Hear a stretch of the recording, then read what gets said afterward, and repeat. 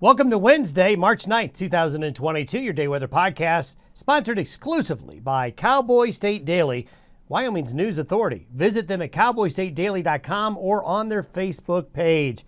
Well, winter has moved into just about everywhere. Quite a bit of snow overnight last night and into this morning in some areas. Most areas have picked up light to moderate amounts across Wyoming, western Nebraska, eastern Idaho, northern Utah, and far northern Colorado. Some pockets of heavier snow, and I'll show you one of those.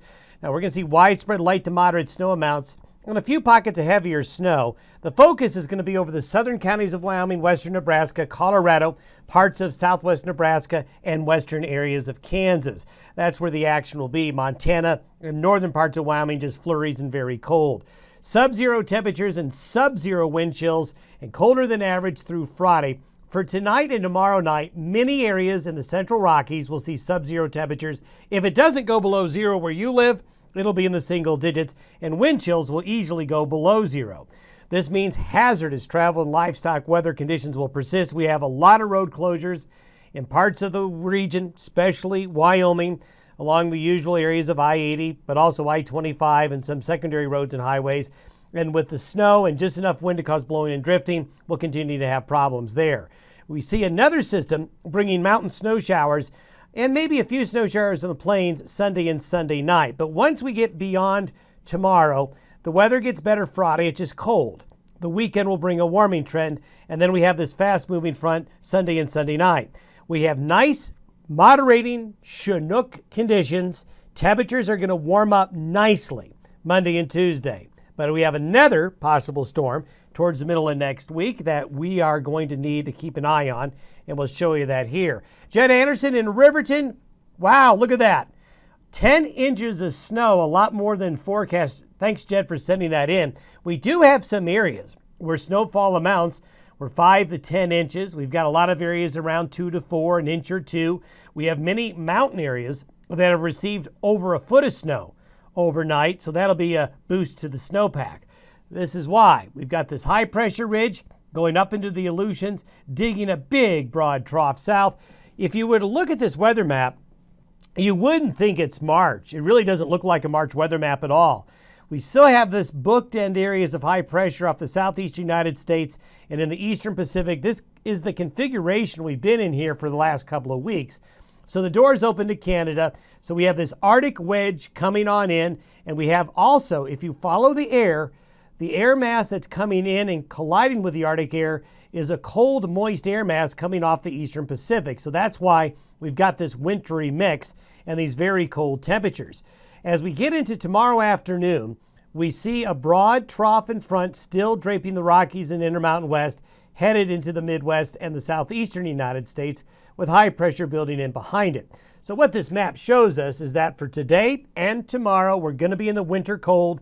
The snow is going to persist today, tapering to flurries by late tonight and Thursday in most areas, although we are going to see snow in southern Colorado, northern Arizona, northern New Mexico, and even the Oklahoma and Texas panhandles well into Thursday night and Friday morning.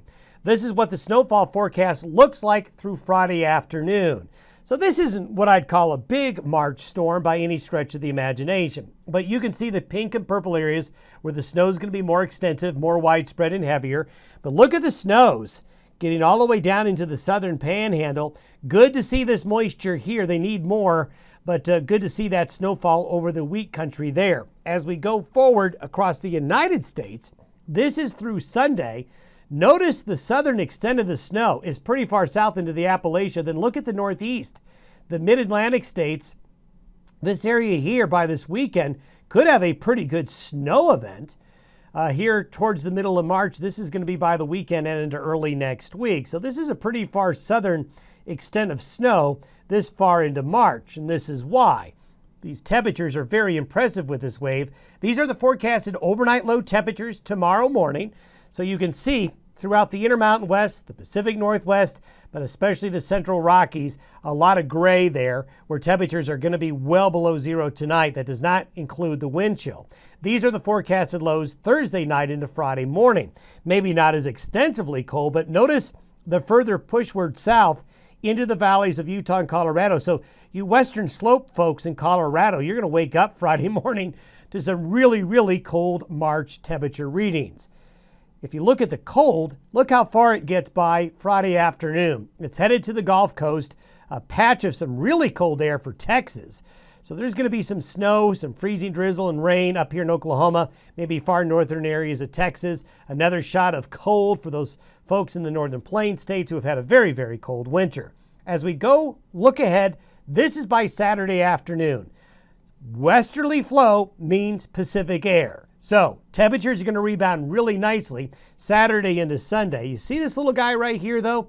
This is an upper level low that's going to move along very quickly and will be moving through the region as we get into Sunday afternoon and Sunday night. This will be a snowmaker into the mountains here. It'll produce a few snow showers in the plains, but it's a quick mover. It's a real typical system to see as we change seasons. Moving through quickly, but bringing moisture and bringing some snow to the mountains.